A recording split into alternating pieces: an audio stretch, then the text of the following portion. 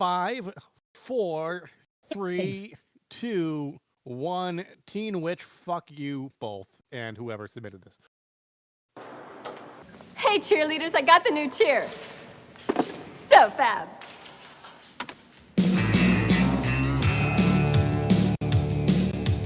I like boys.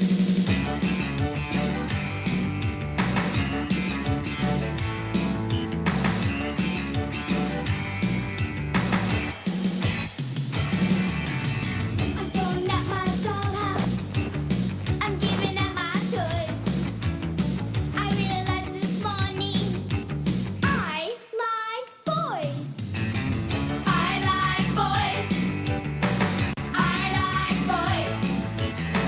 I like boys. I like boys. I like dongs. What the fuck? Hello, welcome to the worst movie ever made, an experimental movie podcast designed with one thing in mind to find the worst movie ever made. I'm your host, Chris Hockman, and I'm joined with co-host about mad scientist Rob Scucci and Bob Heffig. Hey guys, how are you and why are we doing Teen Witch? We're doing Teen Witch because Dustyn suggested this is our mailbag season. Mailbag season. Love it. You know, I'm just gonna get out of the way up front, okay? Today's episode of the worst movie ever made is brought to you by our mailbag. This episode is courtesy of Dustyn. Last week's Jupiter Ascending episode was thanks to Kayla. Before that, we had a contribution from Midge in the form of Freddy Got Fingered. Still to come, Slow Drip has us getting into 1987's Hobgoblins. And while Rotten Tomatoes suggests we hold off on Joanne's suggestion, 1996's Primal Fear until the end of the season for Good Movie Week, we still have some vacancies that need to be filled. So why don't you head on over to www.theworstmovieevermade.com. Click on that little envelope, wait 9 hours for the new tab to open and pop off an email. Or you could email us at I fucked that up. You could email us at worstmovieevermade.com. There's no the at the front of the email address. Somebody beat us to the punch on that. Mailbag, hit us up. Thanks for listening. I'm doing great. How are you, Bob? Oh, but you fucked that up too because you said .com instead of at gmail.com. But anyway, I'm doing great. Yeah. So Came in true. hot. I was thinking about It's dogs, okay, how much Chris likes them, and I screwed up. Hey, you came in real That was hot. great. And yeah, this kind of kicks off our spooky season because we're dealing with a witch and Zelda Rubinstein, who was, from Poltergeist, and that was scary. Mhm. And she's scary in general. Yeah, she's Carol Ann. You're talking about Serena? Yes. Yeah. A little scary. Yeah. So yeah, I'm ready to get into it because I got stuff. Okay. Get the best explanation. Let's go to Bob's explanation. Bob, it's time for the best explanation. Hell yeah, Sid. I'd eat that shit up. Bob?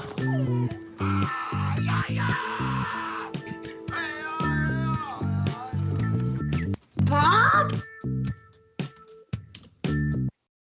All right, my fingers are ready for you, Bob. All right, so the alliteration is teenage trick. Oh, sorry, I hiccuped. Teenage trick teaser taken with a 20-something turns tempered terrain into 20s, a tot into a terrier, a toad into tonic, and a teacher into a topless trouser twirler. Wow. Damn, that was good.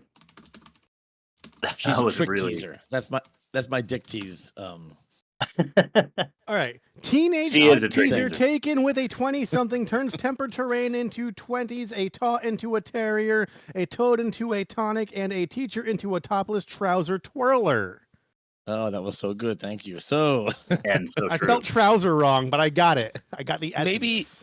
maybe after that they want to watch this movie, but let's go through it. Yeah. For real. Louise Miller is a teenager who is a pretty yet unpopular, like typical Yeah, 80s, somehow.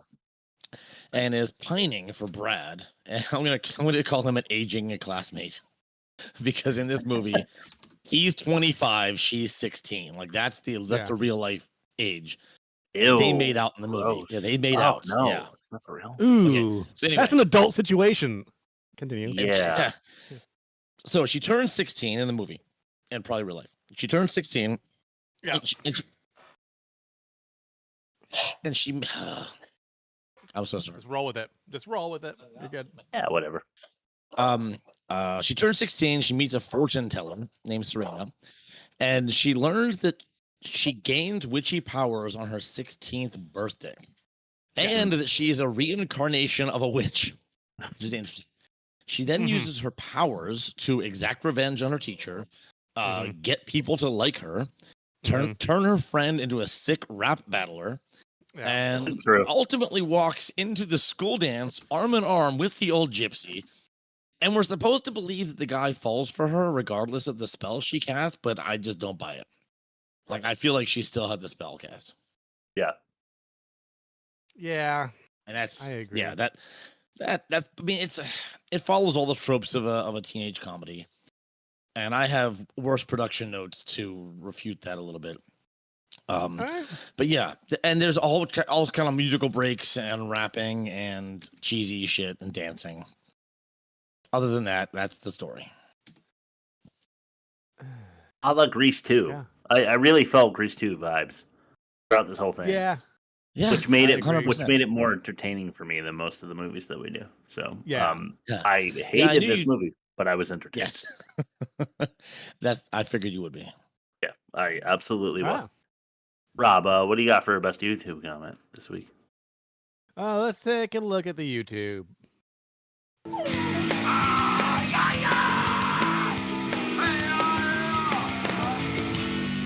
That was a comment from YouTube.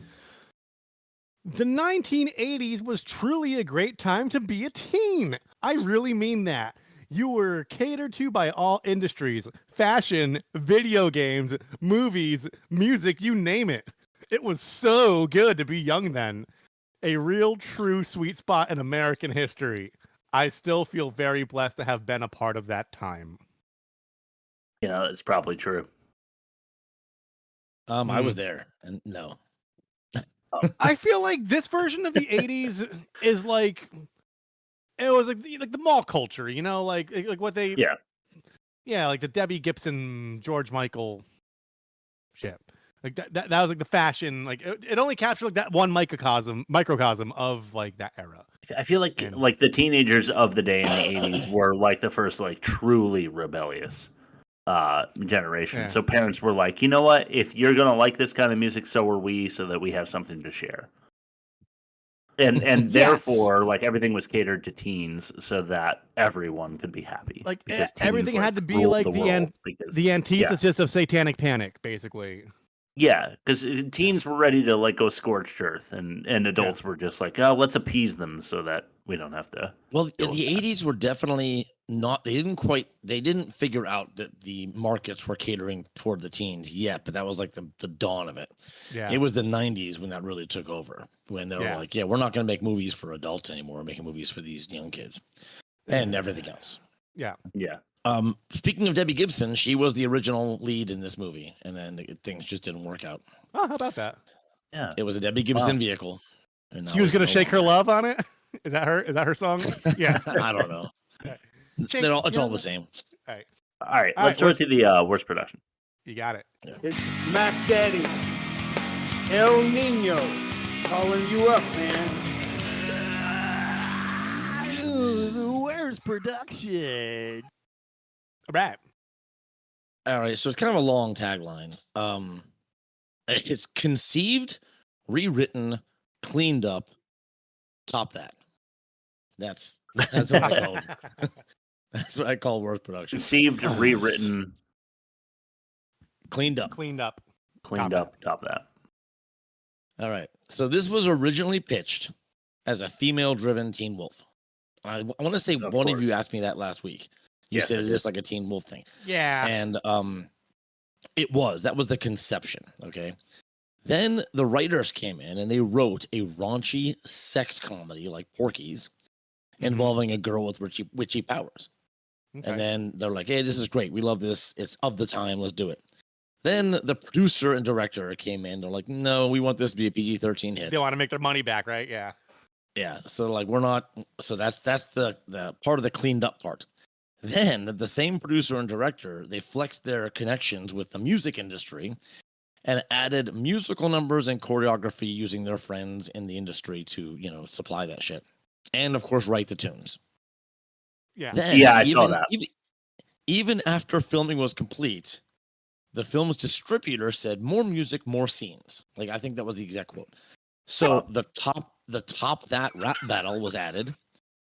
The romantic abandoned home invasion was added. when they home invaded the abandoned house. We're getting in that. We're getting in that deep. Those two scenes were added. Yeah. And in my opinion, this is one bad decision after another. Yeah. Paranormal Porkies would have been a much better movie, in my opinion. And it probably would have aged better than this piece of shit did. Yeah. This was laughable. In the same way, Grease 2 was. But the thing about I'm imagining like the producer. I don't have a face or a name, but I imagine it being a sentient blob with a foot, just going more scenes, more music, like hedonism bot from Futurama, just like 9 shins, just like eating like slop out of a bucket. Yeah, he's like, I need more. Washing himself with a rag on a stick. Fucking disgusting. Well, if washing himself at all. Yeah. All right. Well, thank you. Conceived, rewritten, cleaned up. Stop that. Let's throw it to our giganto, the only, the one. Let's throw it to the piece by piece. Oh shit. Baby, this ain't it. Piece by piece by piece of shit. Pardon my yes, Paul. Don't undercut me, shorty. All right, guys, I'm warning you. I have like 6 pages or some shit, so I'm going to run through this fast. That's fine. Please just interject when you have some catch-all moment, some most offensive thing I missed, whatever you guys have. But I'm going to just I've got one catch-all moment that's just like will show our listeners how vain I am, and I'll get to it when the opportunity presents itself. I'll look forward to it. Yes. So Luis is teasing Brad with rooftop twirls to 80s tunes. Young love, so vivacious, so much energy. Luis wakes up to the sound of her alarm. It was just a dream. What's worse, her brother is eating fudge under her bed, reading from her diary, and further confirming her obsession with Brad, the high school football star. Let's tune in with our second clip of the day. This here is breakfast.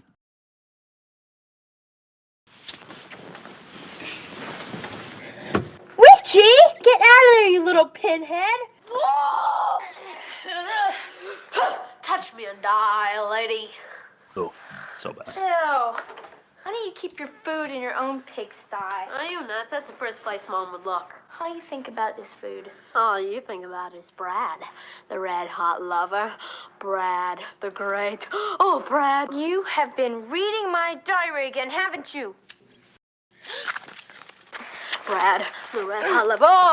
Oh, darling. Oh. If I ever catch you reading this again, I promise I will. Brad? Kiss me, darling. Oh, I love to feel your arms around me. Louise. Up and at 'em. Mom, I'm already up. Breakfast in 3 minutes. I don't like how much I didn't realize until like listening back. Like when you listen to the clips without the visual, you notice how much people breathe while they talk. The brothers, dude, I think about my own breathing on this pod all the time because I feel like if I was like honest, I'd just be like into the mic, but I have to think about it, just like keep away and hold my breath and stuff. Well, I told you guys already, and this is my big, moment here. That weird looking fucking kid is the son of Jason Miller, who played the younger priest, Father Karras, in The Exorcist. And of the very, very handsome half brother, Jason Patrick of Lost Boys fame. Wow. He was super unfortunate roll of the dice for those genetics. He was like the Danny DeVito in the Twins movie. Like even the nepotism couldn't launch his career. That's sad. Right. Which is proof that Nicolas Cage is like a god among men. I will give it to the kid though. He was going for it. He was. He did. He seemed grateful for being cast. He's back. Been in a handful. He went for it, but not enough. I did feel like I had seen him before. Yeah. All right, so I just want to bring something most offensive in my eyes that I picked up at like 5 minutes into this movie. Okay. So here's a clip showing the uncomfortable relationship between father and kitten. Okay, let's head back into the world of Teen Witch with There are concerns. Good morning. Morning. Mwah. Kitten, you're looking very pretty. I know, Daddy. This is your No. favorite color. Daddy's favorite This color. is my favorite daughter. Yeah, so let's get into a little jazz beat. She has to come to the table and kiss him first thing and then take the compliment about how pretty she's looking in his favorite color. What is happening in this house? It's like the Tom Brady massage when he like open mouth kisses his son. It's so weird. Which I need to bring up every time I can like shoehorn it into a conversation because it's so fucking weird. Yeah, very deflating. Hey, Dad, can I play video games? What's in it for me? Like you mean it. It's almost interesting though that he's not the only adult hitting on a 16-year-old in this movie. Yeah, I know. Yeah, you're not kidding. Yeah. So, what? I asked if I was the only one getting creeper vibes, but it sounds like you guys both agree. Yeah. So Louise leaves for school, and luckily away from her father, as she meets her bestie for a bicycle ride to school. Brad from the dream is across the street picking up his main squeeze, Miranda. Miranda is a cunt. We arrive at the school where different cliques gather before class. The plastics, the skaters, and these fucks we're exposed to with our next clip. This is Zooted. Yep. Drinking out of town and we're feeling cool. Don't really need to be hanging in school. It's okay, we got nothing to lose. Can't you see, baby, it's a high school blues. Parents in this here cause it's a waste of our time. Cause they think that we'll learn about making a dime. What the heck, we know that we are no fools. Cause we're getting stuck with the high school blues. Excuse me, pretty baby. Are you sure you go to high school? What does that mean? Great. I think because they're freshmen and they look too young, so they're like, oh, you're like they're basically saying, oh, you look like middle school students. I think was the subtext. I guess. Isn't But she here- turning 16? Yeah, Right. I mean, like I'm Start high grasping school for straws 14. here. I don't know, but like, here's Ladies. what bugs me about this is this reminds me of like. I praised Y2K for like being anachronistic about like the times, like kind of intentionally because it was funny. Whether or not that was the intention, that's what I picked up on it. Whereas here, this seems like an out of touch parent thinking who like worked on the writing for this, genuinely thinking this is what high school was like based on what they saw on TV. Yeah, No one is fair. popping locks. This is and what high laps school is now. before homeroom. Like kids just like break into song all the time. Yeah. Yeah. Two things. Her dad was Darren in Bewitched in the 60s. So that's how we got it. It's a neat connection, Bewitched. sort of. Bewitched, And yeah. Brad and Randa end up being married in real life a few years later, and are Brad still and married. Miranda? Yeah. Oh. Really? In Because real life. Miranda, he was punching down, I think. They're still together. Yeah, but Chris, She wasn't that hot.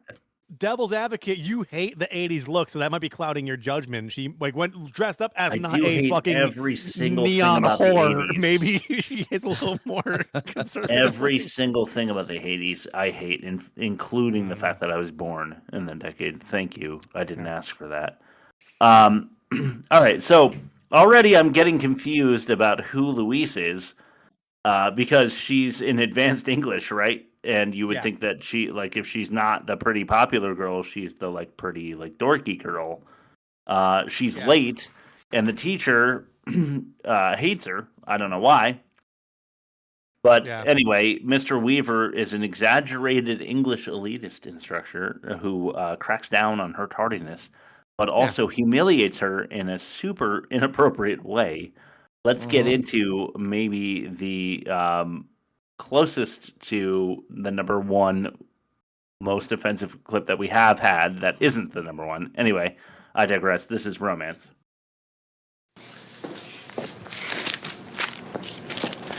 All right, let's see if anyone in this class has been able to convey his or her idea of romance into words, huh? Now, this one is sticky, but fascinating. Sticky but fast. He pressed his lips against mine. Wow. But he didn't stop there. Soon, every inch of my body was covered with Brad's kisses. He even said the name. Tonight, I was totally his. Yes, oh indeed. Miss Miller.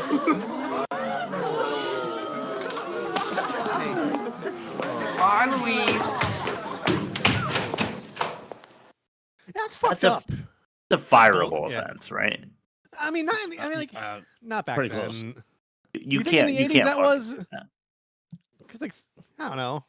I think that any professor, any teacher is assumed to have a level of decorum that would Yeah. exclude this kind of shaming, even in the 80s. Yeah, I suppose. I wasn't around for that, but I'll cede your point. I don't know. You were a teen, Bob. Were you ever made fun of for like a diary passage you accidentally gave your English teacher? No, probably but not. teachers were, Seeing as you they were definitely came, more assholes than I am. Let's just say that. Yeah, because I'm a as an teacher English now, but teacher, I was yeah. a kid then, and Right. let me think. 89, I was like in like 8th grade, 7th grade. All right. Yeah. And yeah, teachers were dicks. I don't remember being embarrassed, but I remember them just being dicks. Like my English teacher said, "Your sister had pretty eyes, not like you." I'm like, "Oh, fuck you." Hmm. Wow. Like, that was like the first Gross. day of class. I'm like, "You suck." Not you. It was a female teacher, but still, Yeah. she sucked. She was like, I saw Hasek. I was expecting like a super hottie to come through, but you didn't Some have the baby rockin' blues. tits. So. Yeah.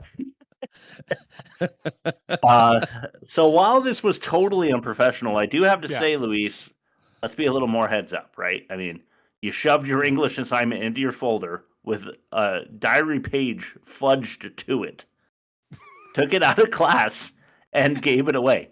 I mean, like, how are you going to do that? How are you going to take your assignment in your room that has a diary page, Yeah. like glued to it by your brother's fudge, and not notice? How do you honestly? How do you put a paper in your folder not knowing there's another paper with cake on it? That was Chekhov's gunning, and then turning it in. Right, That and was- then you have to do it again by taking it out and handing it off without noticing. That was Chekhov's gunning, like a setup and a payoff worse. Like it's like Hereditary level. It just wasn't good. You saw Yeah. it coming from a mile away, you know. No, I don't. Lastly, on this scene, Weaver asked like himself whether any high schoolers could convey their idea of romance in this assignment. And I'm wondering what kind of slimy assignment he's asking for, really. Yeah, like, honestly, that's what a gross assignment. Yeah, what is he looking for? And then we find out a little bit more about him a little later. But we're transported to the locker room to watch teenage girls in various stages of undress sing about how they like boys. Yeah. How incredibly creative. Yeah. It's anyway. All the cheerleaders are awkwardly singing at Luis. Yeah. It's super weird. Mhm. They're all gathered, and she's on the opposite side, and she's just sitting there like watching them as they sing this number like directly at her. And I'm not sure that I've seen. Yeah. Right, I'm not sure that I've seen a musical number with multiple participants aimed at someone. Unless it was like a flash dance for an engagement. Or something. You know what I did appreciate about this movie, though, and I'm not giving the movie credit, so just get that out of your head. But we always talk about in musicals where like the music only exists for the audience. Yeah. And like within the fiction, like they're just like it's just the feet scuffing on the ground, and like they're just like, you know, yeah. But at least every time they had a number, you saw the finger press play on a boombox. True. Allowing the viewer to be like, okay, they actually have like a thing that they're singing to. It's not just like coming out of the air.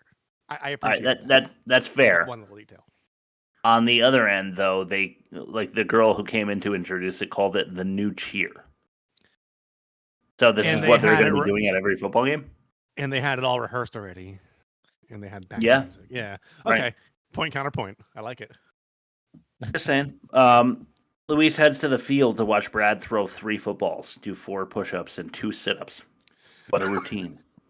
In a midriff. Yes. He did take his shirt off, to his credit, but I think he caught her peeking. So Louise spooks and flees for the drama club where the unthinkable happens. We're introduced to her drama teacher, Marcia fucking Wallace. Mm-hmm. This is where I thought about just closing my laptop, grabbing some kind of rubber mallet and hitting it as hard as I could. So yeah, movie unredeemable for me, Marcia Wallace, isn't it? Louise misses her shot to be the lead opposite Brad in the play. Yes, that Brad who was just at he was just sweating his ass off at the football practice. He's the one, of maybe 5 guys at this high school, considering that he has to be football captain and the lead in the drama club thing 20 minutes later. I'm not sure what's going on there, but everything is all Brad all the time in this movie. So Louisa said she's sad about not being the princess or whatever. And she takes like her sulking cycle back home. And suddenly Brad, the same Brad that I was talking about, drives her off the road. He and Miranda were throat diving and unsafe driving, as Louise is fine but bursts a tire. So Brad offers her a ride. I mean, that's the least he can do, right? He ran her off the road. Yeah. And then Miranda says, fuck that. She's not coming in the car. So Louise walks her bike home. Only, I guess she goes a different way than she would have if she was pedaling. Because she comes across this psychic house that she's never seen before on her route home. And she decides to let herself in. Which leads us to our next clip. And this is reading. Don't worry. Somebody you already know will become your sweetheart. You will marry him and you will have 2 children. Can you see who he is?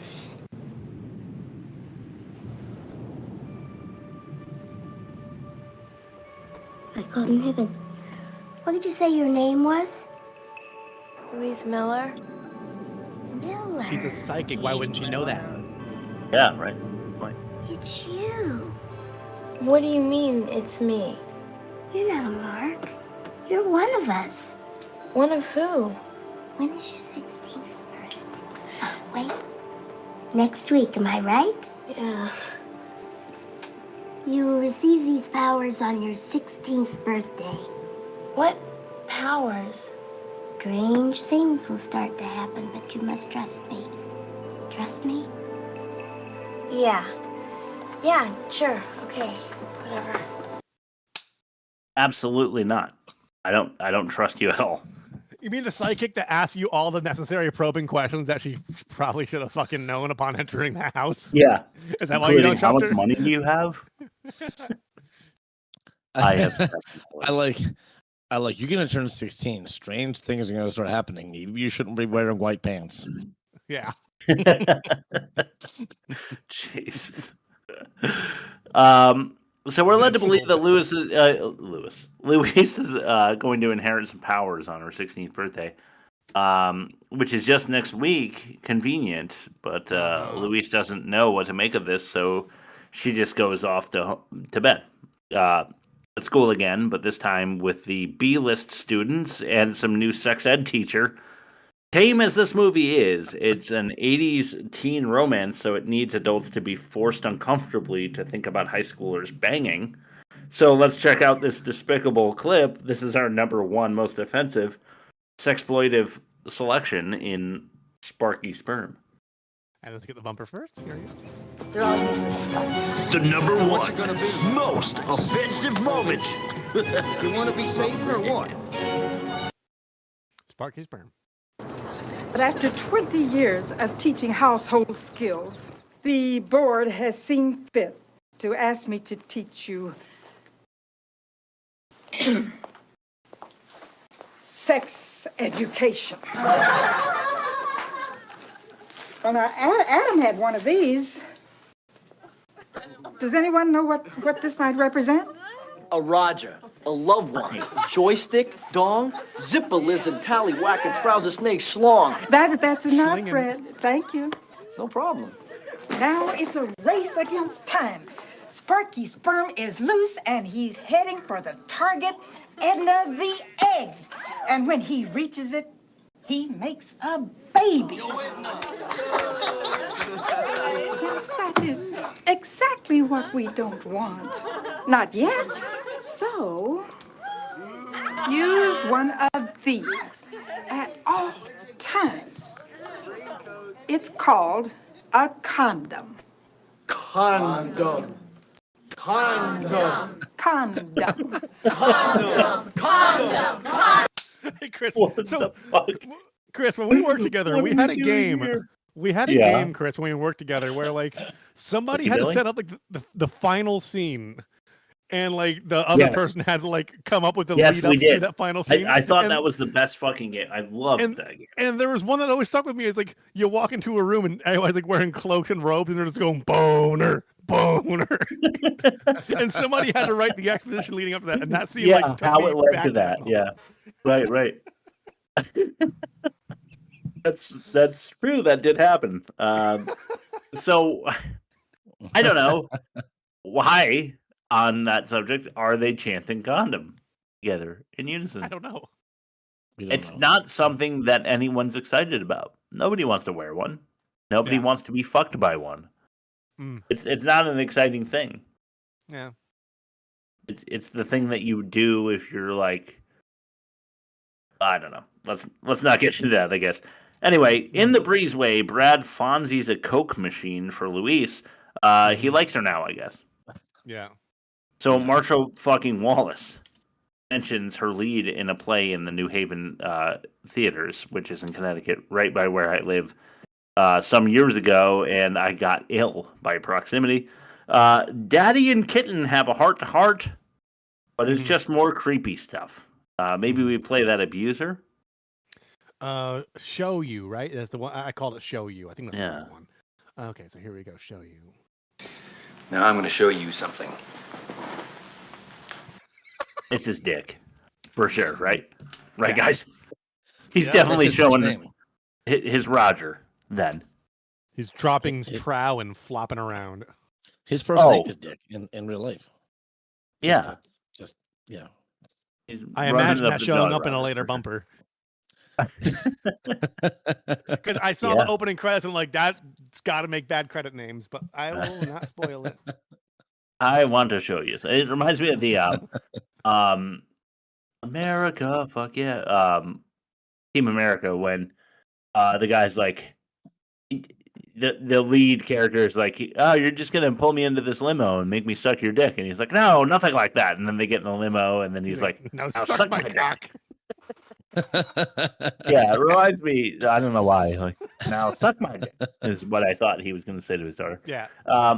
Miranda finds Luis at Luis. I keep wanting to say Luis at school and asks her if she would go to the dance with her cousin David.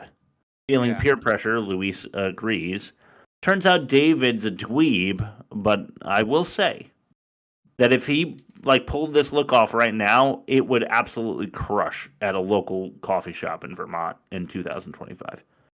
That dude would be sniping vag at any local roaster. He looks like the last thing an IPA sees before it meets its fate. Yes. I completely agreed. For sure. I'm just saying, he was supposed to look like a total dork then, but he looks like a dude that women who only wear Birkenstocks would be looking for. Yeah. Turns out he's a total dick to Luis.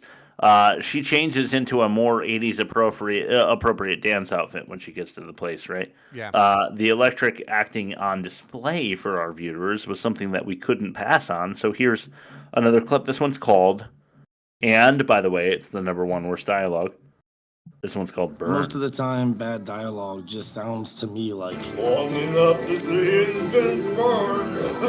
and this is the worst dialogue of the movie. And this is Burn. Guess who?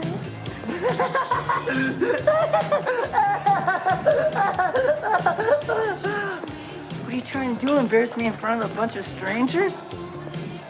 Oh, nice bow tie. Oh, where'd you get the haircut? Dr. Demento. This is, Okay. Say what you're gonna say, but then I'm gonna hop in afterwards. Okay. I was thinking, and this was wife driven, because I had to ask her what the fuck they were talking about. I was like, I was like, Dr. Demento, what the fuck is that? Is that like something that she made up to make it sound like somebody who would be bad at giving a haircut? And she was like, I think he was like a radio guy. He was Weird Al's biggest inspiration. Yeah. He discovered Weird Al.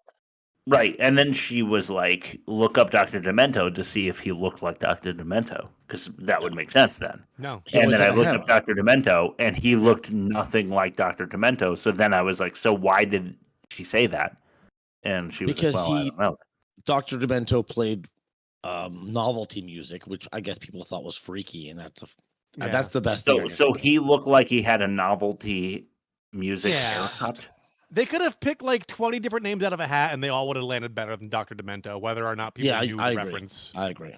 And I think that Louise, the actress, knew it too, because she delivered it like it was a fucking whoopee cushion line. You know, she hated that line and did not want to say it, and you can see it, and it made me hate this movie even more. Go ahead. Here's the thing I alluded to earlier that's going to make me sound incredibly vain and self-centered, but I often wear just a plain black t-shirt every day, mostly because I don't want to deal with the stress of having to figure out what to wear. Everything always matches. The more, I guess, psychotic reasoning behind it is you look at how people dress in these movies, and like people that like dress trendy ways or try looking cool, and imagine if you die in a car accident or you get hit by a car or like you drown, and then a team comes and they find your body and you're dressed like that. Right. That's a genuine fear of mine. Like I'm wearing like a fucking like Rocco's Modern Life t-shirt and like skinny jeans that are like one size too small. And it's like I do not want to be found like that ever. So I wear a black V-neck and appropriately sized jeans every time I go out because I don't want to look like that and be found in a ditch somewhere. All right. Well, that's more concerning behavior from you that, should probably be looked into. But, that's not something that we can really delve into too much here. So I'm with Rob. Yeah. Okay. Well, I mean, I'm with Rob in the sense that I wear very not flashy clothing because for me, I just don't want to be bothered. Yeah, you want to blend in. I want to blend in with everybody because I don't want anybody stopping me to comment on anything I'm wearing. Yeah. I just don't want to be bothered by anyone else. But also, so if I want to look like a wall. If you get lured into a warehouse and you get like stabbed to death and they find you, you're not also wearing like a Technicolor like sequins shirt and like fishnets underneath it as like a long sleeve under the short sleeve. I suppose, but I really hadn't fucking dumb. Considered like in like my cousin Vinny, she's Marissa Tomei is like, if you were the deer that got shot in the head, would you give a shit what kind of boots the guy who shot you was wearing? Like, not really. Yeah. If I'm dead, I don't really care what the guy investigating my murder thinks about what I was wearing because I'm dead. So yeah, but those photos are gonna get around. They're gonna laugh at you. We spent too much time on this. Right. Louise uses her new witchy ways to entice Brad. There's power in her words as she basically demands an audience with him, which is rude, by the way. Yeah. She pulls her away from Miranda, though, which is nice because she's a cunt. So hold on, Brad, real quick, you talked about David, the creepy date. Yes. Mm-hmm. She made him disappear. Yeah, no, we're getting there. That for you? Nope, we're getting there. Yeah, she's still on the date with David. They're still on the date. My timeline's off. Sorry. Yeah, no worries. So Brad like tractor beams over to Louise to why? Is it the magic? No, he needs help with homework. Which is like insane. Sure, David is a dork, but have you seen Brad's bolo tie? Yeah. Yeah. I'm just saying. That is real rough. Imagine being found dead wearing one of those. Okay, go on. I'm with you now. Now I get it. That fucking did it. I would not want to be caught dead in a bolo The victim tie. has 47 stab wounds. His hand's been cut off, and he's got a green bolo tie. Can you please write that down for the notes? Yeah, Perfect fuck that, callback, dude. Rob. Thank Good you. point. Good point. Yeah, that was immediate retribution for me. Good point. Everyone's headed to some house party, and David and Luis are invited. So Brad tosses his keys to his nice Mustang because he's got a different ride. Yeah. So David and Luis are in Brad's car alone. The seclusion brings out the very horn dog side of David, and he decides to molest Luis while he's driving. Little does he know she's a witch, and she makes him literally disappear, Bob. Go ahead. Oh, I just want to say he never comes back. Yes. Yes. She never brings him back. She basically killed him because she's like, boom, disappear. And you know what? Yeah. I'm not going to bother bringing him back for his family and friends. And No, I know. fashions. What I'll scratch out, but I was going to say in a little bit, is she is the prime suspect in a homicide investigation. Last person to see him At this alive when he was wearing that. right. And he just up and boop, gone. So when he disappears, though, he was the driver of the car. So I need someone to explain to me something here. This clip, this is how break. The night's young. Let's party. I can drive through a fog like a hog with a hardon. No, Wolfman. David, this is not the way to For our listeners. keys. Says who? Give me some soul kisses, baby. Oh, how would you like it if somebody groped you? I love it, baby. Come on. Hey, I got an idea. Let's do it while we're moving. David! Stop it! David! Knock it off! Give me one kiss and I'll be nice. I wish you would just leave me alone!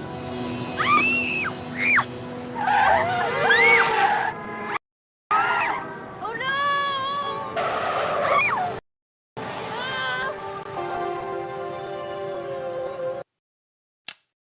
Did you hear that brake at the end?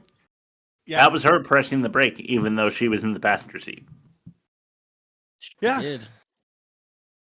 And that's hard There's to do. literally because- no explanation for that. It's hard to do because we have one of those cars with like the key fob. It doesn't have like a key you put in and turn. And Yeah. like, I normally like buckle one kid, Stacy buckles the other. And if she's driving, I typically get in the seat first. And Yeah. I do the thing where I lean over and like hit the brake with my hand and press the button. Yeah. And it's like, I do that every day and it's still a pain in the ass. Yeah, but imagine like- slamming on the brakes with your hand. While the car's That's jerking usually- around. Yeah. It's like, that's crazy. Yeah. Yeah, there's no way she does that. Also, her hands are on the steering wheel, literally, when we see her. So, like, it did not happen. At least Mr. Bean had like a system of pulleys. He did. Yeah, true. Right. Yeah. That makes a little more sense. Yeah. So here's another offensive moment for you. She drives us staying home after potentially murdering David and heads into her house to transfigure her brother. That's right. Yes. She turns him into a talking dog. Yes. After a And then quick panic. God. She pulls a Travolta and tries drowning it in a bathtub. Yes, yeah. I said after a quick panic puppy bath because she's afraid of what her this also doesn't make any fucking sense, but she's afraid her mom's gonna come home and be mad about the dog being in the house, so she's like, at least I'll make it a clean dog who is talking by giving it a bath, and then when she puts the puppy in water, it turns into her brother again. Now, by the way, here's the $1 million question. Unless you say Uh-huh. it first, because we might be saying the same thing. So I the got a $1 million brother question. seems completely unaffected by the fact that he was. It was like how dare you inconvenience me this way? Yeah. Not a how did you turn me into a fucking dog? Okay. That's not what I was gonna say. You want to know what I was gonna All right. say? I do. Do they just have fully drawn bubble baths at the ready for just such an occasion? Because like there was no water running, there was nobody else home. He was like doing whatever he was doing. He wasn't bath ready. He wasn't like preparing to like have a nice, relaxing you're right. soak. So that bathtub was just full for the convenience of that scene happening. Who was bathing? Yeah. What if somebody And was the under the bubble- bubbles yeah. and she just like threw a dog turned boy into there, and then it becomes like a whole like weird sexual assault thing. style. Yeah. Yeah. Also, he was wearing an apron when she turned him into a dog, and then when he came out of the tub, he was not wearing an apron. Oh, Yeah, good point. There's lots That's of bullshit. bullshit. What happens to aprons when you're transfigured? This is the kind of information we need. This. Well, anyway, and this was like a water soluble apron and it just dissolved in the water. Yeah, it could have been. You know, those are a little cheaper to buy. Like edible underwear. Exactly. Yeah. Fruit roll basically. Yeah. So she finds out that water reverses spells. This is confirmed by Serena as she teaches Luis many more spells, including this one in a clip we're calling "Hold to Cash Dash." Up on your basics. You're a very lucky girl. We can even make our own money. Come on, I'll show you. What's she doing in that shit? First, a lump of coal. Now, put your hand over it. Come on, repeat after me. Aralon Shem Amphoris. Aralon Shem Amphoris. Mecca Ramadi E Pluribus Unum. Mecca Ramadi E Pluribus Unum. Wanna try hundreds? No, not now. I gotta go. Wait! Yes. Yeah. The answer is yes. I do. I would like to try hundreds. I would like to spend the rest of my day trying hundreds. If it works once, I'm doing it 1,000 times today, and then I'll leave with my $7 million in cash. Yeah. Thank you. And but anyway, then you do the multiplication spell on the 7 million, and then you have more than that. oh, I like that. What was the old Sims one? It was like infinite cash or something. You pressed like Control F1 or something, and then it brought up like the password like bar on the top left, and then you put like infinite cash or something in, and then they gave you like $100,000. Hell yeah. Yeah. I know what I you're don't talking about, quite remember. but I never played that. I only watched like my siblings play it because I was into Need for Speed. Oh, okay. Well, I enjoyed it. Serena gives Luis a spell book to practice with, and I gotta say, Luis is a natural. But I would also like to point out that this is bottom tier spell language. It is absolutely the dregs. I cannot stand the spell language here. And that's coming from somebody who is like kind of a fan of Harry Potter. And in Harry Potter, they're like, you know, Oculus Reparo for like making a pair of glasses repair itself. Yeah. You know, like, which is kind of lazy-ish. Like, let's go with Latin derivative writing. So much better than E pluribus unum for cash. I mean, like, give me a fucking break. Louise takes her newfound powers for a spin as she forces Miranda and her clique to be brutally honest with each other. So they fight and call each other very regrettable words, including bitch and, you know, whatever. She then goes back to Serena to spread the good news of her success in these spells. She's like made wind. She has made girls argue. Things are going good in the magic front. And then Serena gives Luis a love powder for Brad to sit on while she chants. I'm serious. Yeah. Real quick, I want to interrupt with the other abuser when they were exchanging words. Did they use this word at all? Shut up, skank! Oh, 100%. Yeah, that was absolutely from that segment. Yeah. I got something that I'm not going to claim ownership of. It was it's a Instagram video or something. Somebody analyzed this movie, and they said, again, this is not mine, so don't shoot the messenger. They said, okay, so a gypsy named Rubenstein teaches her how to make money and then control the weather. What's the next thing they're going to do? Have her take advantage of a Motown group? Wow. Holy fucking shit. And when I come across that again, I'm going to send it to you guys. It is so funny. I'm like, that is such a great analysis. Jesus Christ. I did not realize. Wow. Directed by George Soros. I've been waiting to tell you guys that for a long time. That's fucking crazy, man. That's awesome. So Brad comes over for the homework that he asked her about at the dance, and he's puzzled by Luis's lack of bedroom chairs, which Dad is also puzzled by, which leads me to this question, guys. How many bedroom chairs do you have? Because I have 0. Well, I have 0 bedroom chairs. I have to go underground to my bedroom chairs annex, and I rotate them out by season. Okay. So, like, in the room, presently about a dozen, but I would say the whole collection, probably like 70 or 80. Right, naturally. That is fantastic stupidity. That scene is so fucking funny. It's like, so that Brad like catches on to what she's doing, which gives the vehicle to her feeling of immorality for, it's just so bad. She doesn't have the spell mastered, and she's like up in his face, like at this level, just like fucking recounting it. She's like, skull skiddaroo, shubba-da-goo, shubba-da-goo. I want him and he's to like, touch what me. do you? Yeah, I want Brad to kiss me all over every inch of my body, like in my and bed. he's like, what? And she goes, oh, I found all my chairs. They're in the closet. Yeah, the chairs are in the closet. Who put that in there? Yeah. Somebody was vacuuming, I guess. She can't commit to the love powder, feeling a sense of good morals. So we head back to English, where total douche Mr. Weaver rifles through Luis's purse. She warns him to stop, and he does not. So she, it's voodoo time.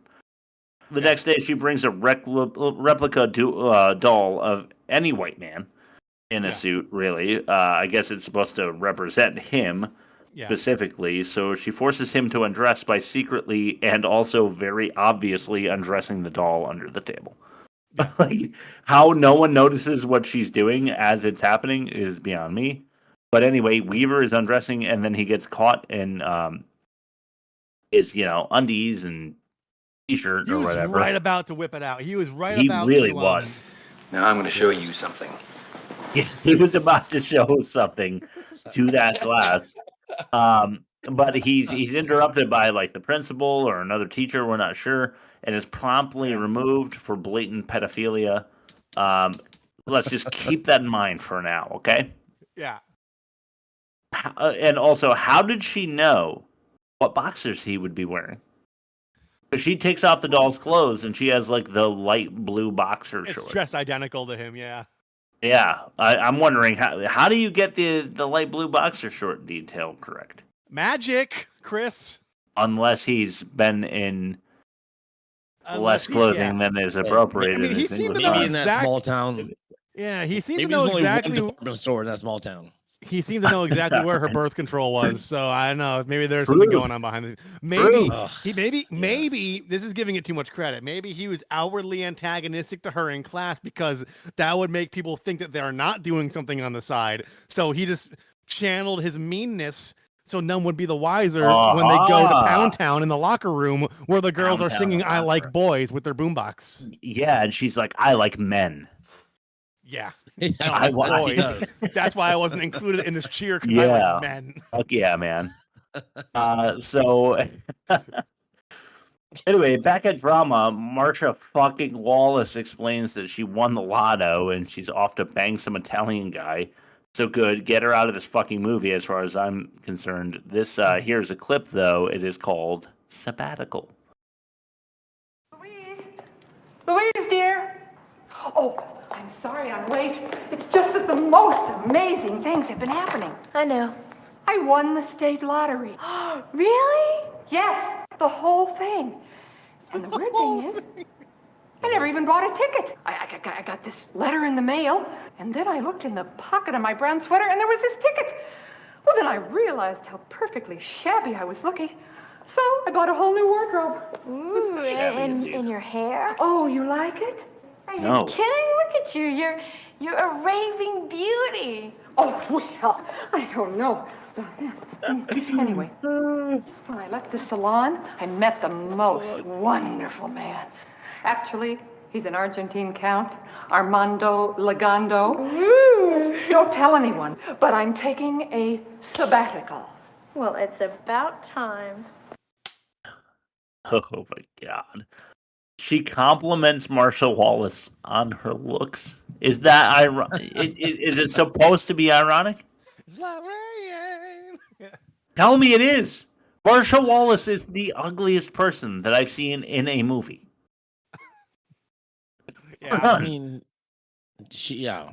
Nah, the girl who got her head whacked in Hereditary is the ugliest girl I've ever seen in a movie.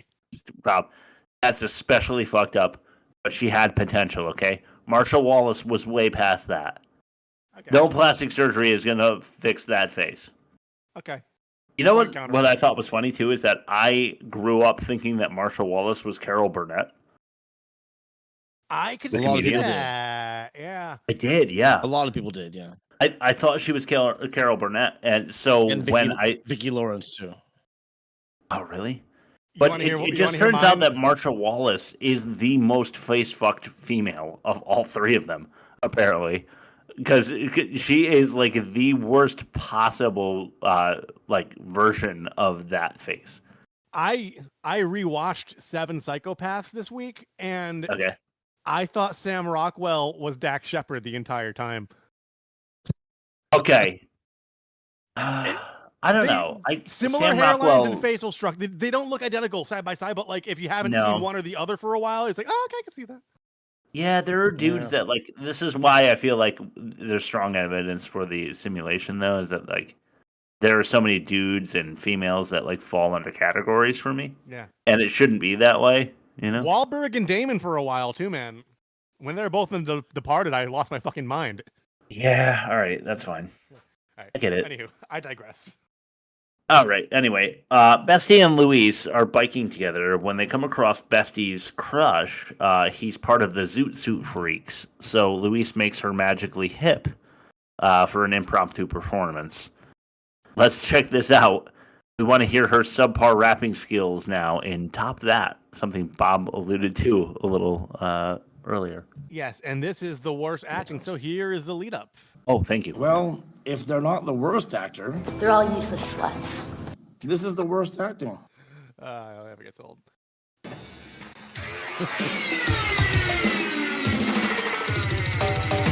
Supersonic, idiotic, disconnected, not respected. Who would ever really want to go and top that? Such a waste, a pretty face, but hanging in your nose space. I wish that you would take a look and really stop that. Top that. Well, stop that. I don't really give a about trying to top that. Top that. Stop that. I wish you finally take a real look and really stop that. What's this? Stop that. But give. Stop that. I don't really give a about trying to stop that. Top that. Big deal. Stop that. Unreal. You can try till you blue. I will make a fool of you. Top that. Woo! Top that. More scenes. More music.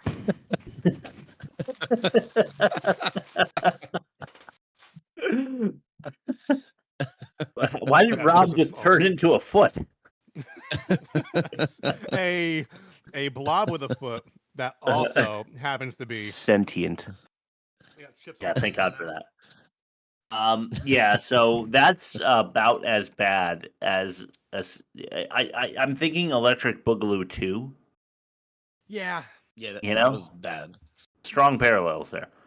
But she is very bad at conveying the message, and he's very bad at playing off of it, and the whole thing just made me really sad inside. Yeah. So, Luis is visiting Serena again and asks for magic to make her the most popular girl. Mm-hmm. Which, by the way, in my opinion, is the most offensive moment in and of itself. Asking Serena for her last magic goo drops. Yeah. Yeah. You know? But Serena does actually use those goo drops to craft a popularity cocktail, and Luis heads out to test it. All 5 boys in the school now want to fuck her, and the girls are all enamored with her as well. So here's a quick clip that'll prove just how popular she has become. This is another Top That style moment in Put Up a Fight. I'm gonna be the most Most popular girl.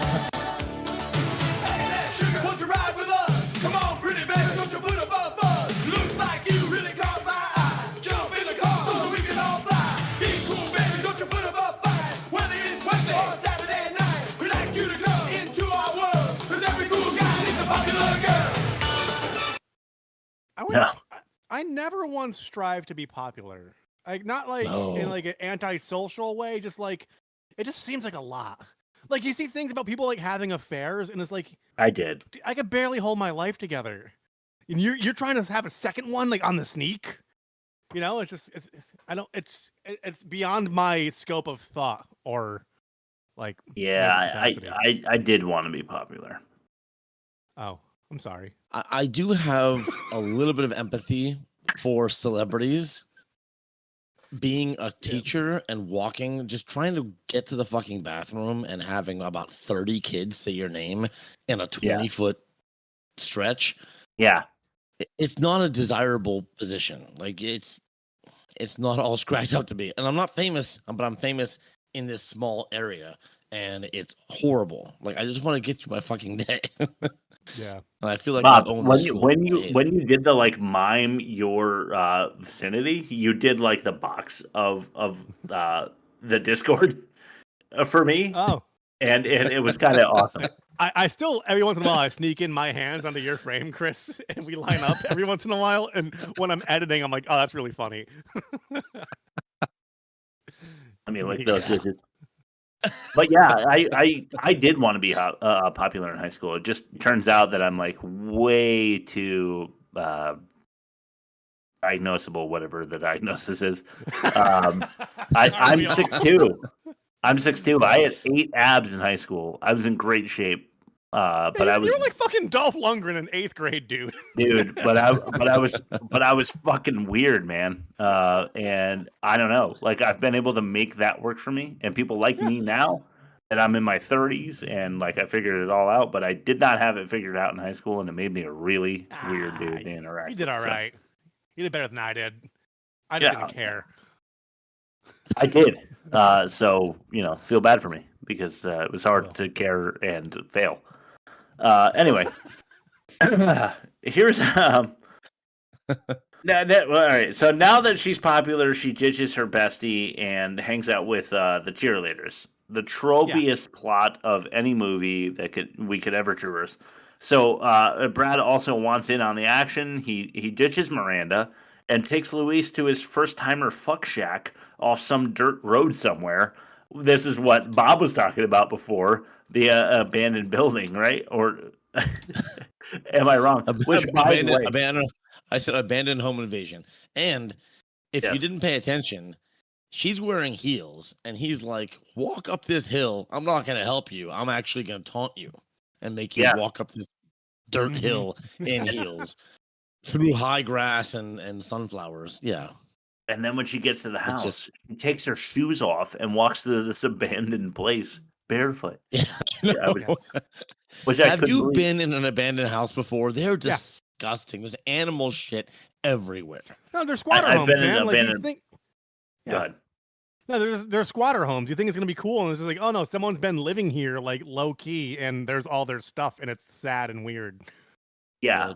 Two quick things. I went to an abandoned apartment building, and that was fun because my friends played hide and seek there. We played hide and seek, and we were high off our asses. Yes, definitely. My friends and I were punching through sheetrock. That was that's how we were like enjoying. Yeah. We just like we're punching through walls. I know the building. Yeah, Amistad, we used to call it. Yeah. I don't know why. But also, shit, what was the other one? I don't remember what else I was going to say. So let's keep moving then. So she's so popular at that point that the walls of her school say Luis Mania. I don't know if you guys noticed that.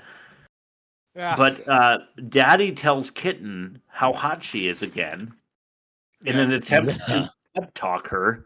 And Mom gets in on the convo, and they all have a heart to heart, which is really nice, right? Mm-hmm.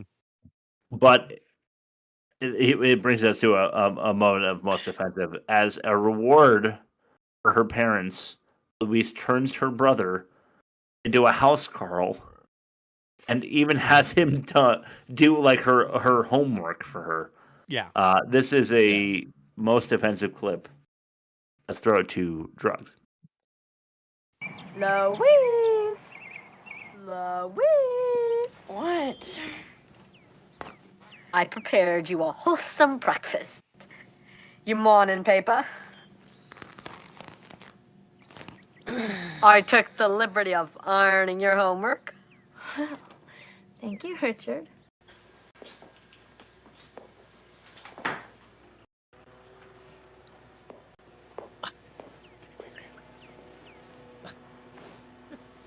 Richie's cleaned everything up.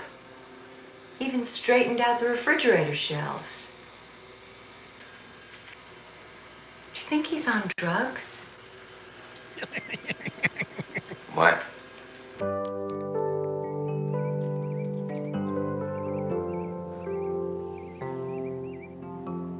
Underwater.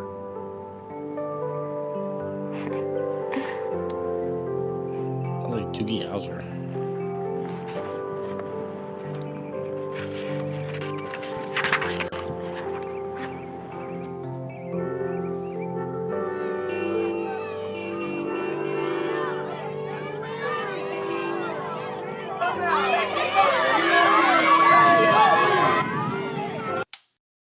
Okay, so what you just heard is a crowd on her lawn, which I'll explain in a minute. But before that, Luis goes to her bestie and she's like, "Hey, I want to apologize for how I've been treating you." And her bestie is justifiably pissed off and denies her because, you know, king of tropes in 80s romance movies, she has like totally ignored her best friend for weeks.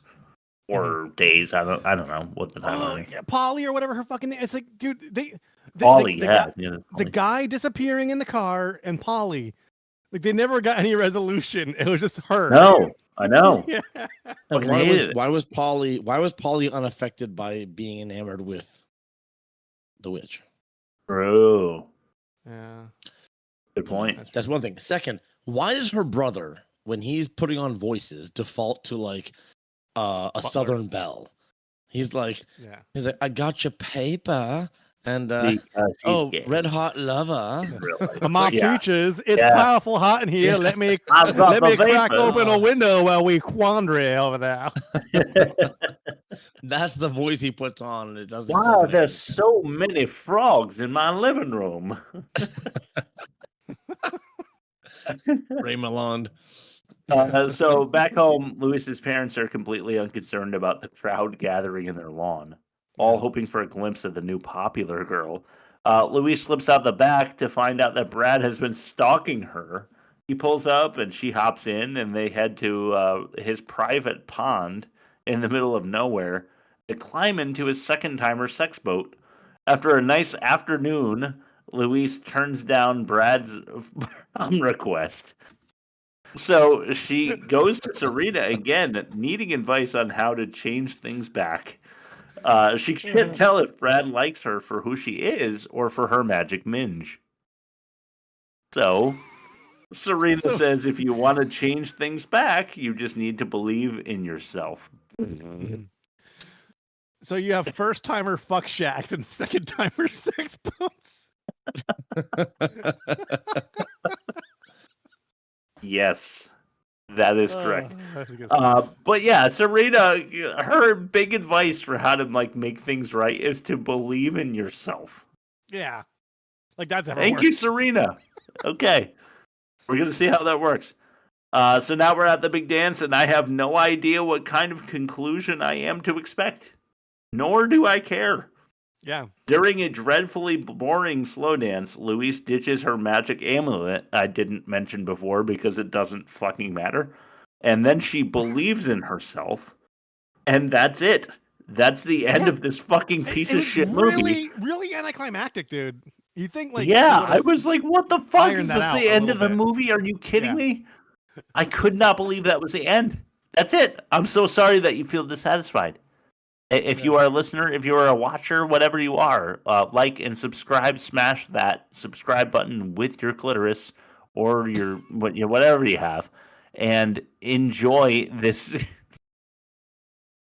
I knew that would. All right. Enjoy this YouTube channel that we have for you. Yeah. Lightly caress it with your fingertips if that's how you like it. Yeah. But that's it. That's the end of this movie. I'm so sorry. Yeah. I feel really bad about it. Yeah, That's the end. it just kind of ends. Yeah, and so does my piece by piece of shit, because the movie did that to you. It's not me blue balling you. It's the movie. So let's throw it to Bob for his fact or no fact. Bob's about to spit some facts, so... Are you going first again, Chris? Or you want me to go first? Because you're going to want to... I don't care. I feel uncomfortable going first. I'll go Not first. normal. Yeah, that's fair. Hooray! All right, fact or no facts? Oh, I gotta scroll up. I forget. Oh, after reading about the age differences in the actress and everyone else, I called it, instead of teen witch, I called it obscene glitch. So the fact or no fact is where I'm gonna read 5 things, and only one of them is a lie. The other ones are all real, and this is pretty good, man. Enjoy. Here's the first one. The creepy house that Louise Miller does walk into near the start of the movie was used in the Thriller video. Okay, second one. Robin Lively, that was the girl that played Louise, said that Zelda Rubinstein had horrible breath during the scene when she sat on her lap. Okay, third one. The choreographer for this movie went on to do the choreography for the TV sitcom A League of Their Own in the early to mid 90s. Okay, fourth one. The interior set for Madame Serena's house did not have steps, even though the exterior showed steps. And last one. The girl who played Polly, top that, went on to be a yoga instructor with very famous clients. Okay, I'm gonna go backwards. I would say with a face like that, she's got to really focus on the body. So yoga instructor tracks. Wow. That's fucked. So Dustyn said to me earlier today, if my humor ever offends you, I said, wait, I'm friends with Rob Scucci. That can't happen. Yeah, for real. I'm starting to realize why I was never popular. Anywho, you never wanted to be. Exactly. That's the lie I tell myself. Interior set for Serena and on air. Interior set for Serena's house did not have steps, and the exterior showed steps. I was pretty checked out while watching this, so I'm not sure. Choreographer. So a working choreographer found choreographic work elsewhere. That's believable. I don't want to believe that Rubinstein had horrible breath. I love her. She was great in Poltergeist, and there's this other horror movie where it's like a movie within a movie, and the people jump out of the screen and a bunch of people die, and she's in that too. And that was really cool. And I want her to not be smelly. And creepy house that Miller walks into was using Thriller. It looks kind of. Yeah, I'm gonna go number 2 is the lie. I don't want Zelda Rubinstein to have bad breath. I want her to be minty fresh. Okay. I think it's a decent guess because anyone could have had bad breath. Yeah. And she's always talking like this, so you'd imagine she's always sucking on a fisherman's friend or a Halls, which it smells like medicine, but it doesn't smell bad, You know what's good? Those chocolates, the Reasons. Ooh, those are. And I haven't had one of those in a while, man. But those are fucking delicious. You just gave me. That's a what I to want go to look for them. Yeah. You know what else though is that famous yoga clients could apply to any one of the people. It could be that the lead actress has famous yoga clients now or something. I don't know. I don't know.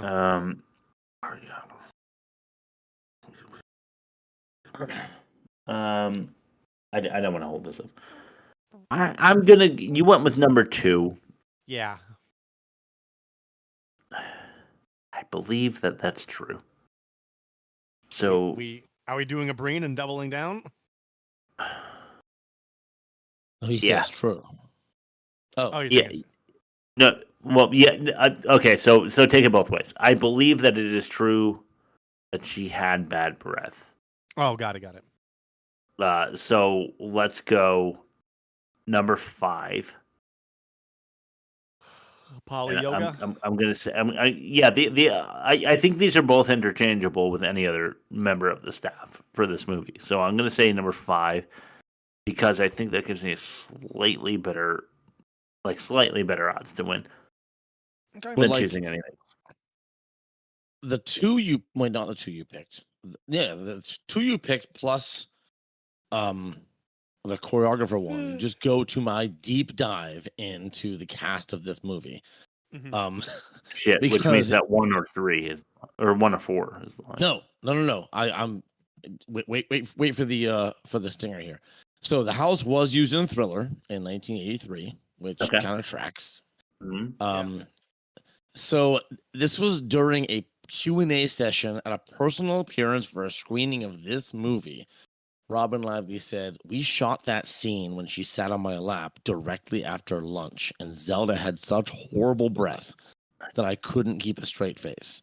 Damn. And then it turns out Zelda Rubinstein was in the audience at that Q&A, and I had to hear her say that. That's fucking fucked up. That's awful. That is so bad. That's so At bad. least it was from her lunch, though. You know. Yeah, It she was- should have at least said like it was full of onions. We had sausage and peppers, and it was like way too heavy on the end. Yeah, she So wasn't it's not like her fault. she wasn't implying halitosis. It was just in the moment her breath smelled. Right, exactly. Yeah, that's she should- fine. Yeah. She So should have. The choreographer went to do choreography for League of Their Own TV series. That was the choreographer for Teen Wolf. I pulled a fact from Teen Wolf. Yeah. So that was the lie. So here's the funny thing.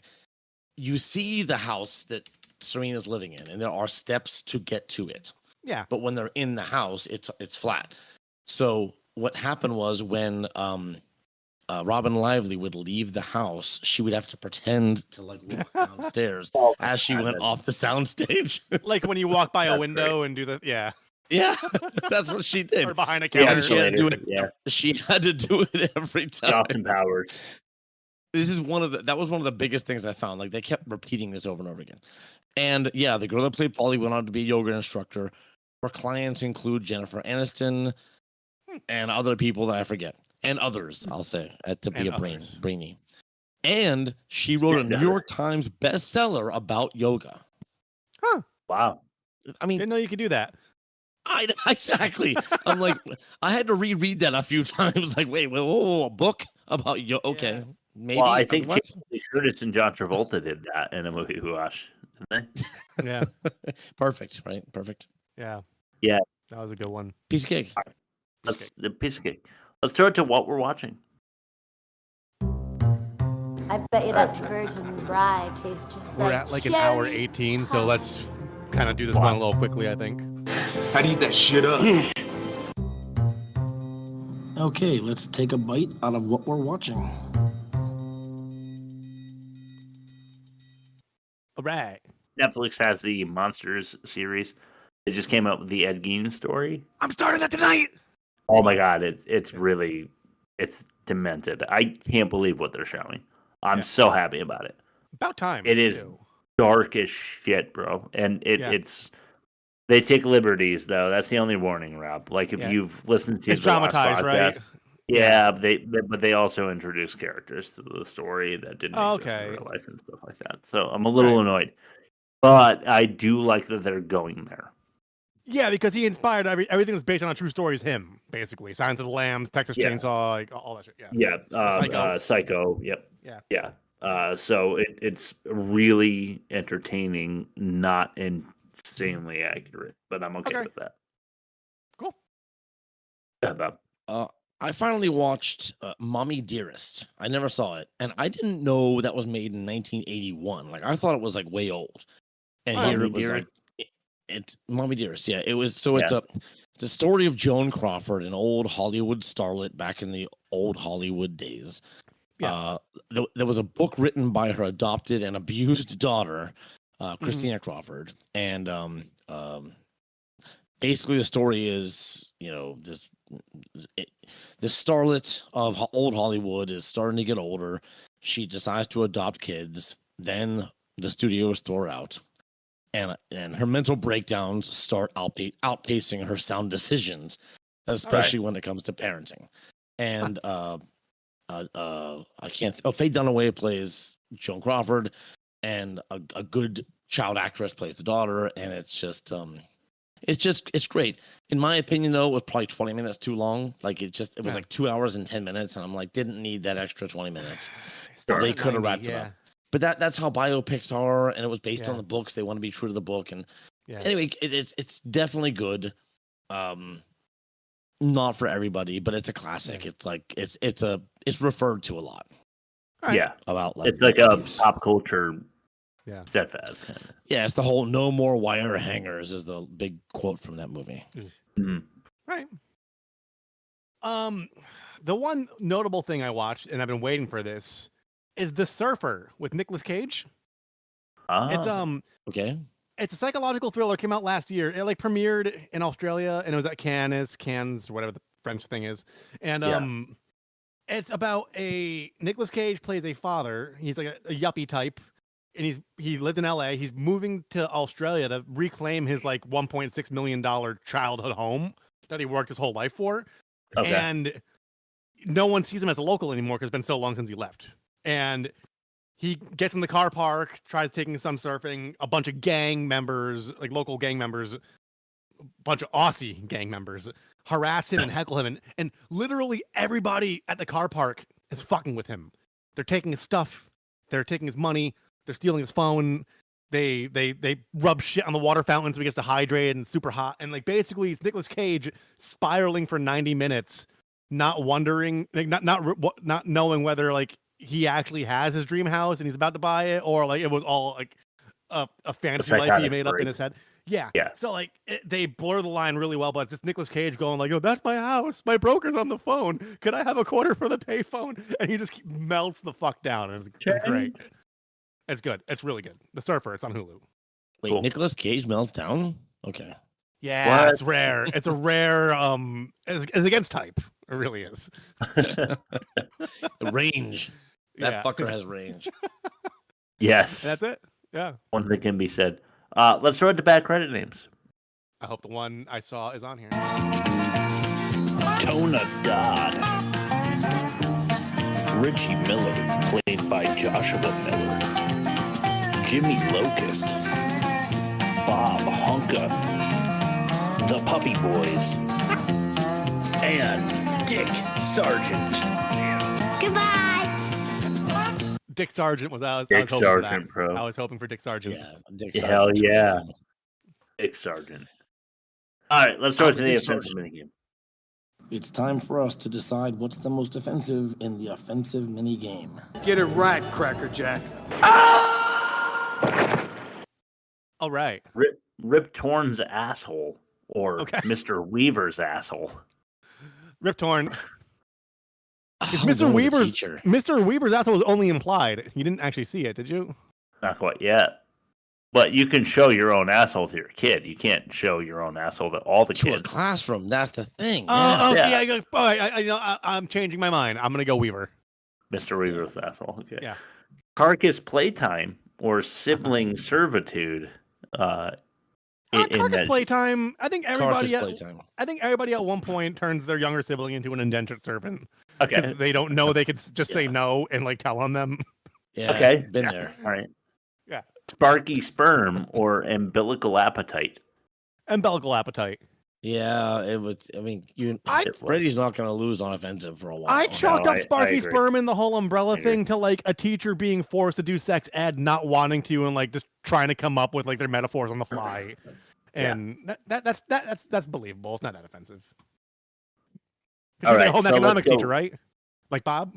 Yeah, she was the God, what did she call herself? She was like the home fucking it was home ec.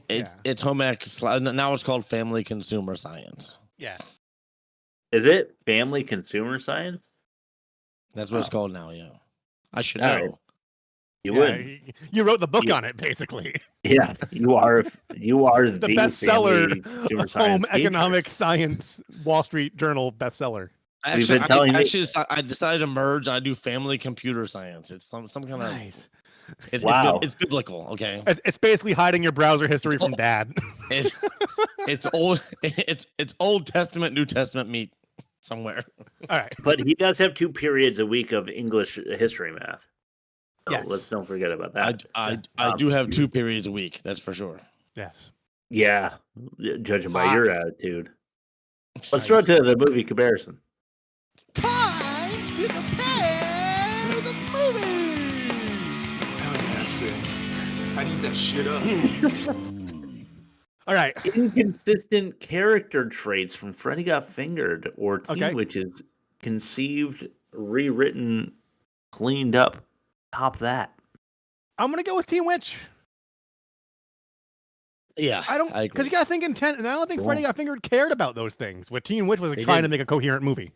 So I'd say they were trying to make something coherent, and like it just ended out of nowhere. And it was supposed to be a raunchy, then it wasn't. And it was supposed to be I'm a big supporter of writers, and the writers probably came up with a good script, and then the producer and the distributor and like all the money people were like, no, we need to, like Rob said, like make our money back. We need to be good to the community. It's got to be PG-13. It's got to get asses in seats, and that's what they came up with by committee. If that's the production, I don't like it.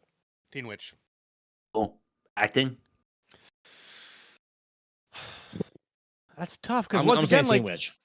yeah, because I think Freddy Got Fingered, like they weren't trying to be good actors. Teen Witch, they were trying to tell a story. So I'm gonna go Teen Witch. Yeah, I agree. How about dialogue? These are all really tough because, like, once again, Freddy Got Fingered. Yeah, I'm gonna draw with this one. I can't. Yeah, can this be a wash unless we need a tiebreaker? Because like it can be for now. Yeah, it's tough. So offensive, Freddy. Yeah, Freddy already won offensive. Yeah. Yeah. So we need a demerit for Teen Witch. No closure on like the 2 people that like disappeared, and like Polly and the other dude who's found dead looking like that, probably with the clothes he had. She is the prime suspect in a fucking murder. How about like so unclosed murder case? Can we go with first 48? First 48. Yeah, let's go with first 48. Cold case closure. Yeah. First 48, cold case closure. So what's worse? First 48 cold case closure or gross out absurd? At least Freddy Got Fingered had closure. They at least completed the story. Right? They did. I agree. Right, but Teen Witch didn't have, like, they cleaned themselves up, so they didn't have a gross out. So you can make the same argument for them. They didn't have the gross out. They also didn't have the better story as a gross out sex movie, comedy. But I thought Teen Witch was egregious with the musical numbers, the very unnecessary musical numbers, just padded runtime, and was pandering to a producer / distributor. Yeah, I know we didn't talk about that. Yeah. Rob, did you get that? What? I like dongs. I like boys. Like shit, how I like dongs. I mean to say I'm trying to make a point, and Chris says I like boys. How basic a concept could you have, though, for a song? It could not be more juvenile. So I'm going Teen Witch. Teen Witch is worse. And yeah, I think Teen Witch is the worst movie. I think we're going to. Yeah, I think it is. Yeah. Wow, Teen Witch is the worst movie of the season. Beats Freddy Got Fingered. Didn't think it would happen, but. What are we doing? Hobgoblins too? We're doing from Slow Drip, a frequent commenter and contributor to our Spotify feed, suggested 1988's Hobgoblins, and it's what it looks like and what it appears to be is like a Gremlins knockoff, like one of the. Yeah, like I've seen the Mystery Science Theater version of it, and that's really funny. Yeah. So I know it's a bad movie. So yeah, it's one of those like one movie of this genre did really well, like out of like a complete stroke of luck, and then like all the cheap imitators followed, and this is one of those cheap imitators. It appears. Okay, cool. We'll look forward to that for next week. For now, Rob, why don't you plug us and then send it over to Bob for his last word? Sure. And I did a big plug earlier, and we're running a little long, so just www.theworstmovieevermade.com or email us at worstmovieevermade@gmail.com without the. We're on everything. Just search those things. You'll find us, and we'll find you. Or find us, or we'll find you. Is what I should say. Yes. It's always nice if there's a thinly veiled threat behind the plug. Bob, what's your last word? This was pulled out of context by Rob earlier, and it just caught me so funny. Sticky, but fascinating. Sticky, but fascinating. All right, and I'm gonna do one of the short outros. Let's just go traditional with the theme song. Here we go. Nice. Since the song I composed specifically for the show and never used anywhere else, actually gets used on the show that I composed it for. True. Thank you, Shay. Thank you, Shmave. JK, Slow Drip, Midge McKay, Dustyn, Kayla, I guess, and Joanne. And thanks to all of you. I'm pretty stoked on Hobgoblins. Like, I haven't seen Gremlins or Gremlins 2 since I was a kid. So like maybe I'll work those in just for fun. Probably bad too. Gremlins 2 is apparently fucking amazing. I mean, Gremlins 2 is one of the only sequels I approve of. It's really fucking perfect. Bye, Jelly Scoo.